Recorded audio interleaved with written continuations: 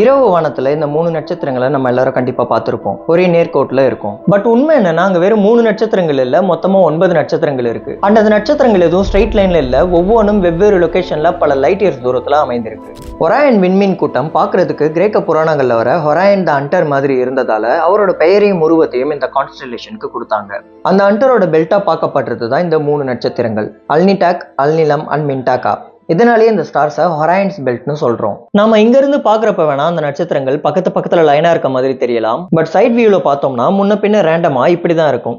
சரி, அப்ப கூட 3 ஸ்டார்ஸ் தானே இருக்கு, 9 எப்படி வந்துச்சு? ஃபர்ஸ்ட் அல்னிடாக். இது ஒரு ட்ரிபிள் ஸ்டார் சிஸ்டம். அதாவது 2 ஸ்டார்ஸ் க்ளோஸா ஒன்னோடு ஒன்னு சுத்தி வந்துட்டு இருக்கும். இந்த 2 ஸ்டார்ஸை இன்னொரு ஸ்டார் ரொம்ப தூரத்துல சுத்தி வரும். அல்னிடாக் பூமியில இருந்து சுமார் 1260 லைட் இயர்ஸ் தூரத்துல இருக்கு. சென்டர்ல இருக்க ஸ்டார் அல்னிலம். இது சிங்கிள் ஸ்டார் தான். ஒரையன்ஸ் பெல்ட்ல இருக்க 3 ஸ்டார்ஸ்ல ரொம்ப பெருசு இதுதான். அடுத்து மின்டாகா. இது ஒரு ரேரான குயின்டபிள் ஸ்டார் சிஸ்டம். அதாவது மொத்தமா 5 ஸ்டார்ஸ் இங்க இருக்கு. இந்த 5 ஸ்டார்ஸோட ஒளி ஒன்னா சேர்ந்து ஒரே ஸ்டார் மாதிரி நமக்கு தெரியுது.